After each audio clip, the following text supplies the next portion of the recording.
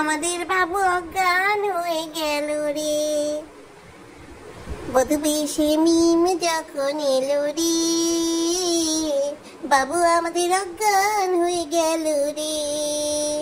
হৃদয়ের বন্ধন, হৃদয়ের বন্ধন, হৃদয়ের বন্ধন, হৃদয়ের বন্ধন।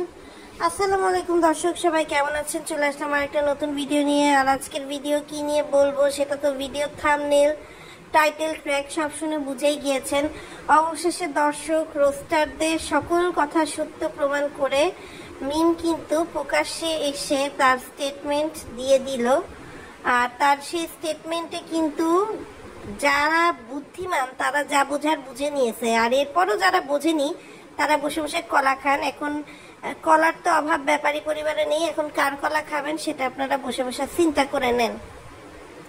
তো যাই হোক দর্শক, কালকে মিম ভিডিওটা প্রকাশ করার পর থেকে ইউটিউবে রোস্টারদের যেমন অনেক ধরনের কথা উঠছে, তেমন করে ব্যাপারী পরিবারের সদস্যরাও অনেক রকম রিয়াকশন দিচ্ছে। তো আমার আসলে লাস্ট কিছু ভিডিও ধারাবাহিকতায় মিমকে নিয়ে বেশি কথা বলতে হচ্ছে, কেননা ব্যাপারী পরিবারের মাঝে মাঝে যে কিরা ওঠে সেই কিরাতে দেখা যায় কারোর না কারোর একটু পাগলামি বেশি বেড়ে যায়। আর যা গরম পড়ছে তাতে আসলে মিমের এই পাগলামি অস্বাভাবিক কিছু না।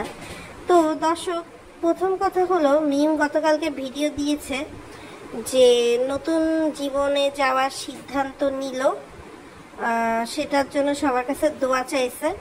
আর লিখছে কি এমন ঘটে গেল যেটার জন্য বিয়ের ডিসিশন নিলাম। তো দর্শক, কি এমন ঘটে গেল, সে অসুস্থ মিম তো আজ প্রথম হয়নি। মিম কিন্তু অনেকবার অসুস্থ হয়েছে। সে সানির সাথে ছাড়াছাড়ির পর থেকে যখন আপনার সে বিক্রমপুরে ছিল তখন অসুস্থ হয়েছে, যখন আপনার পদ্মার চরে ছিল তখন অসুস্থ হয়েছে, এবং ঢাকাতে আসার পরও দেখা গিয়েছে যে অসুস্থ সুস্থ এরকমের মধ্যে দিয়ে চলছে। কিন্তু এইবার মিম অসুস্থ হওয়ার পর বারবার আবদিয়া যখন তার পেটে এসছিল, অর্থাৎ প্রথমবার যখন সে অন্তঃসত্ত্বা হয়েছিল, সেই কথার রেফারেন্স বারবার টানছে।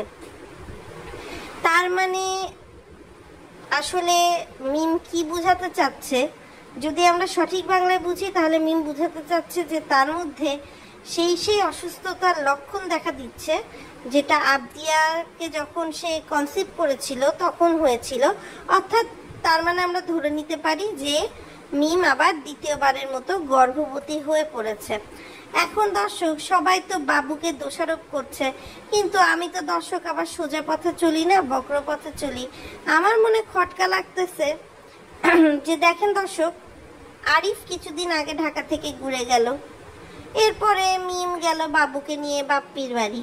এখন মিম আর বাপ্পি যে সুলেমান আর হুররাম এটা তো আমরা সবাই জানি।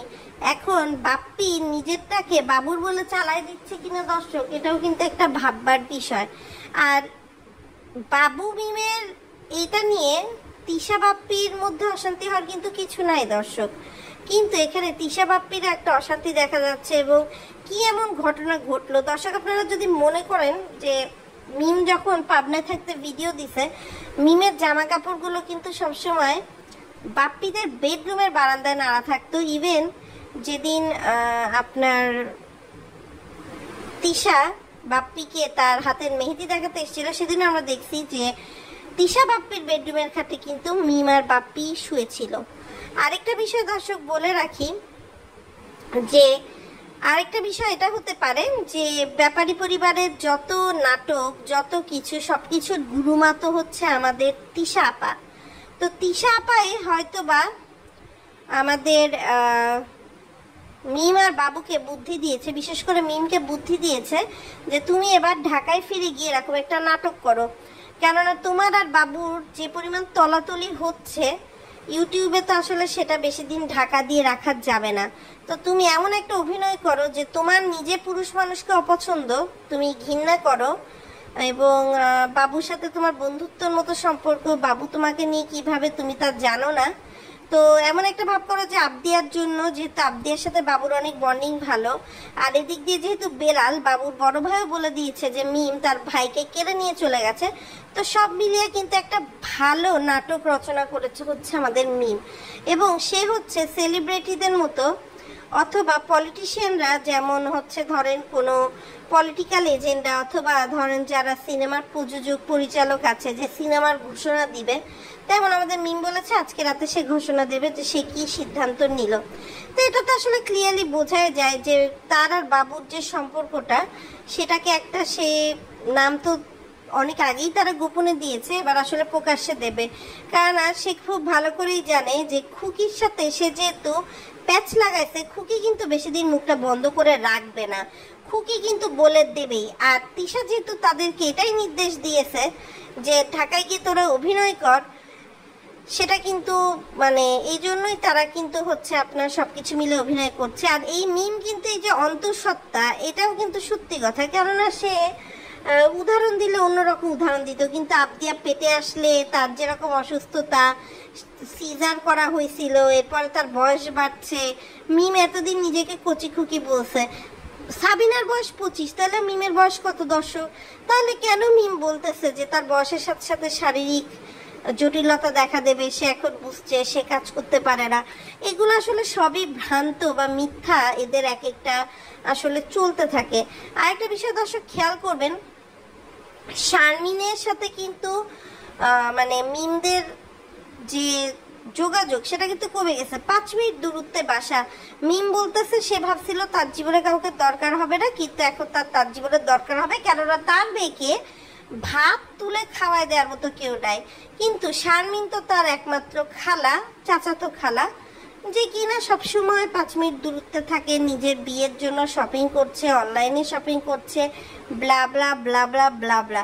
তাহলে সেই শারমিন তো তার পাশে এসে দাঁড়াতে পারতো, অথবা বেলালের বউ আছে, তারপর বাবুর মা আছে, মানে এই সব জলঘোলা করে এখন মিম এমন একটা ভাব দেখাচ্ছে যে আমি বিয়ে করতে চাচ্ছি না, কিন্তু আপনারা বলছেন তাই আমি বিয়ে করছি, কিন্তু বিয়ে তো সে আসলে আগেই করে ফেলেছে। আরেকটা বিষয় দর্শক দেখবেন, মরিয়মের মাও কিন্তু কখনো মিমকে নিয়ে কথা বলেনি, কারণ ওই বেটির তো শিক্ষা হয়েছে যে ঢাকায় থাকতে, হাসপাতালে থাকতে মিম যে রং দেখাইছে, সেই রঙে তো আসলে নতুন করে মিমকে নিয়ে কথা বলাটাও ভুল।